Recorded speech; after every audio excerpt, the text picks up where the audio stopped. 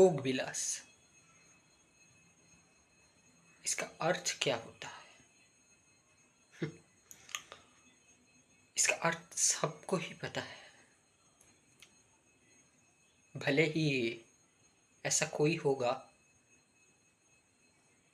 जिसे इसका मतलब पता नहीं, है ना? हर कोई बता देगा। और इस सब से जुड़ा हुआ एक वाक्य हम अक्सर सुना करते हैं, और वो वाक्य प्रायः किन से जुड़ा होता है? जो सत्य से जुड़े होते हैं, यानी जो सत्ता पर बैठे हैं, या फिर जिनके पास किसी भी मात्रा में कुछ न कुछ शक्ति है, जो दूसरे के ऊपर शासन कर रहे हैं। चाहे वो एक बृहद पृष्ठभूमि में शासन कर रहे हो या फिर छोटे पृष्ठभूमि पर। बोला था इसका मतलब होता है कि विभिन्न तरह के मनोरंजन, विभिन्न तरह के खेल कूद में लिप्त रहना, और उसी को ही हम भोग विलासी प्रिय मनुष्य कहते हैं। अगर एक राजा भोग विलासी प्रिय हो गया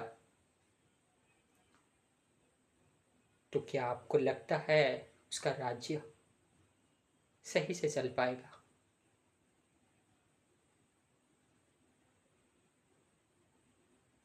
क्या ये उसकी प्रजा के लिए हितकर होगा?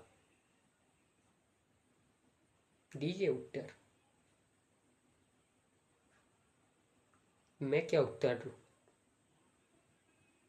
आप स्वयं ही जान गए होंगे उत्तर क्या है ना? वास्तव में भोग तो ये सृष्टि का नींव ही है।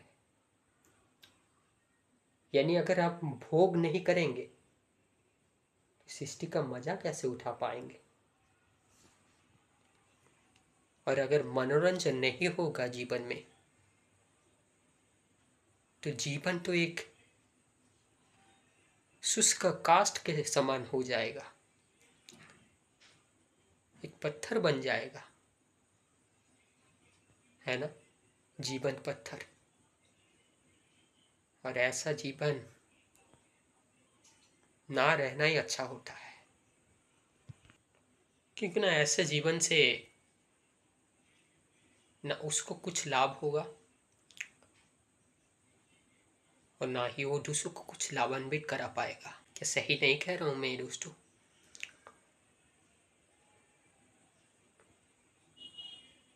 वास्तव में हमें त्याग पूर्वक भोग करना है, यानी जितना चाहिए उतना अवश्य करना है। ये नहीं कहना कि ये गलत है, इसको मैं तुच्छ समझता हूं ना। इस संसार में जो भी चीज है, हर एक का एक मूल्य है, हर एक का एक उपयोगिता है, परंतु उसका सार्थकता तभी होता है जब उसका सदुपयोग सही स्थान पर होता है। क्रोध बुरा नहीं, अगर उसका उपयोग हम शत्रु के सामने करें, दुर्जनों को, दुष्टों को दंड देने के लिए इस क्रोध को अपने आचरण में उतारे, परंतु यही क्रोध हमारे आचरण के लिए एक दोष बन जाता है तब जब हम क्रोध के आवेग में फंस जाते हैं। यानी क्रोध हमारे बस में नहीं रहता, अपितु हम क्रोध के बस में हो जाते हैं। कहने का तात्पर्य यह है बंधुगण कि जैसे मैंने कहा है कि संसार में जो भी वस्तु है उसका एक ना एक उपयोगिता है। अब वो चीज किसके हाथ लगा है उस तरह उसका इस्तेमाल होगा, है ना। एक चाकू है, वो चाकू अगर एक डॉक्टर के हाथ में लग जाए और अगर डॉक्टर एक नेक प्रवृत्ति का इंसान हो, एक सदाचार युक्त मनुष्य हो, तो वही चाकू से वो रोगी को ठीक कर देगा, ऑपरेशन कर देगा, मनुष्य का जीवन बचाएगा, कितने प्राण को संवारेगा वो, है ना। परंतु वही चाकू अगर किसी एक घातक आतंकवादी के हाथ लग जाए, एक अपराधी के हाथ लग जाए, एक क्रिमिनल के हाथ लग जाए, क्या होगा बंधुगण? उत्तर दीजिए। इसका उत्तर किसी को देना नहीं पड़ेगा, अब जान पा रहे होंगे। इसका उत्तर सिर्फ एक ही है, तबाही, विनाश, उपद्रव, असंतुलन। जो होना नहीं था वो हो बैठेगा, वो वास्तविकता हो जाएगा।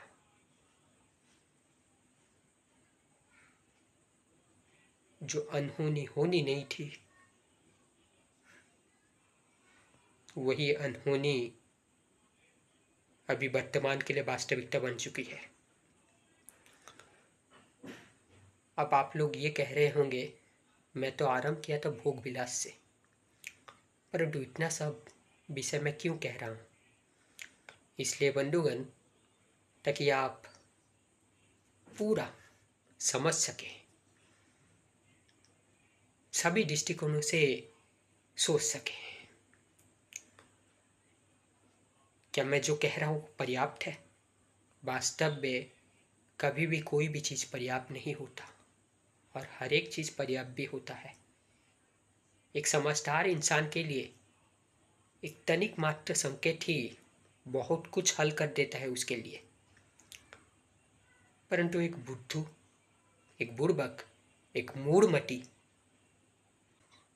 एक मूर्ख के लिए चाहे उसके सामने आप करोड़ों पुस्तकें रख दे, महाकाव्य रख दे, कुछ भी ले नहीं पाएगा वो। क्या सही नहीं कह रहा हूँ दोस्तों? पूछिए अपने आप से। तो ये जो भोग विलास का मैं बात कर रहा हूँ, भोग विलास में डूबे रहना सदा ही गलत था और रहेगा भी। वास्तव में पाश्चात्य मनोरंजन प्रिय है, भोग विलास में डूबे रहना चाहता है। वो ये नहीं देखता धर्म क्या है, अधर्म क्या है, पुण्य क्या है, पाप क्या है। कभी भी इसके विषय में वो सोचता ही नहीं कि ये करने योग्य है या नहीं, ये मनुष्यता है तो, क्या ये मनुष्य का मर्यादा है तो नहीं। अगर उस चीज से मुझे स्वाद मिल रहा है, भले ही वो एक पशु क्यों ना हो, एक पक्षी क्यों ना हो, मैं उसे चबा जाऊंगा, किसी का चरित्र बिगाड़ लूंगा अपने सुख के लिए, है ना। ऐसे बहुत सारे हो सकते हैं बंधुगण, बहुत सारी स्थितियां हो सकती हैं। आप भी कोई मूर्ख नहीं है। अभी अगर सोचेंगे ऐसे बहुत सारी स्थितियां आपके सामने ला पाएंगे। सही कह रहा हूं ना दोस्तों? तो हम अक्सर ये जो भोग विलास का शब्द राजा के संग लगा देते हैं कि अगर राजा भोग विलासी हुआ तो गलत है। बिल्कुल सही है बंधुगण। मेरे अनुसार राजा, या राजा क्या, एक आम इंसान भी ज़्यादा भोग विलासी नहीं होना चाहिए। भोग विलास क्या सिर्फ राजा के लिए है? नहीं, भोग विलास सबको पहले पहचानिए, उसके बाद इस पर विवेचना कीजिए। विभिन्न तरह के नृत्य संगीत में भाग लेना, हिस्सेदारी लेना, दिलचस्पी दिखाना अच्छा बात है, परंतु सिर्फ इसी में ही डूबे रहना कदापि अच्छा नहीं।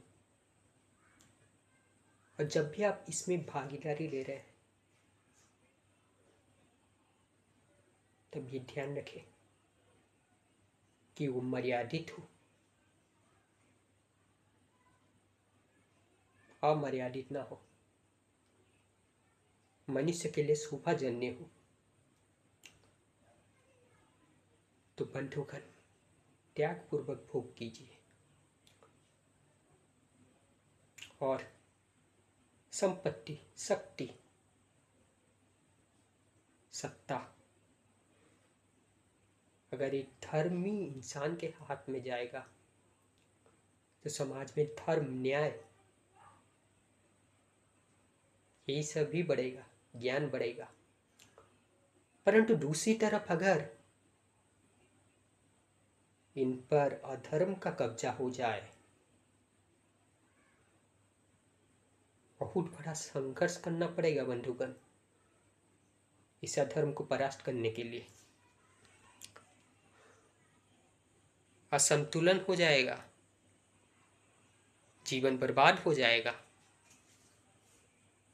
पूरा संपूर्ण महाभारत युद्ध इसलिए हुआ था ताकि हस्तिनापुर का जो सिंहासन है वो दुर्योधन के हाथ में ना चला जाए, अन्यथा पूरा भारत ही अधर्म का केंद्र बन जाता।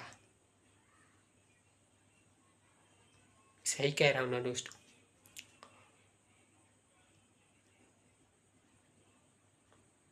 वास्तव में लोग कहते हैं कि पैसा आने के बाद मनुष्य बदल जाता है। नहीं बंधु, मेरे अनुसार पैसा आने के बाद उस मनुष्य के अंदर जो प्रवृत्तियां थी उस प्रवृत्ति में वो वृद्धि कर देता है। अगर वो एक नेक इंसान था, एक दानी प्रवृत्ति का इंसान था,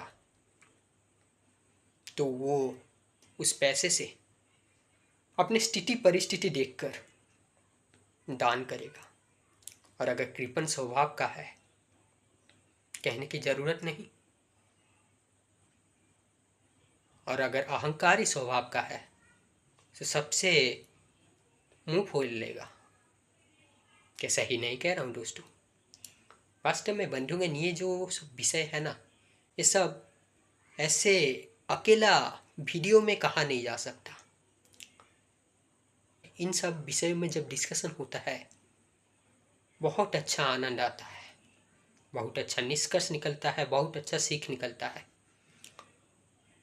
और इस पर अगर मैं कहना चाहूँ तो बहुत कुछ कह सकता हूँ, परंतु आशा करता हूँ जितना कहा हूँ उतना समझ में आया होगा।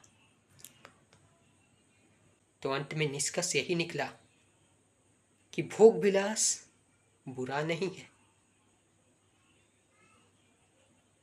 भोग विलास बुरा तब है जब हम इसका अति कर बैठते हैं। मनोरंजन रहना चाहिए जीवन में, परंतु वो धर्म युक्त मनोरंजन हो। सही कह रहा हूं ना दोस्तों? किसी भी चीज का अति करना सदैव ही घातक होता है। तो बंधुगण, आज यहीं पर रखता हूं, फिर मिलेंगे। तब तक शांति से, आनंद से अपने जीवन को आगे बढ़ाते रहिए।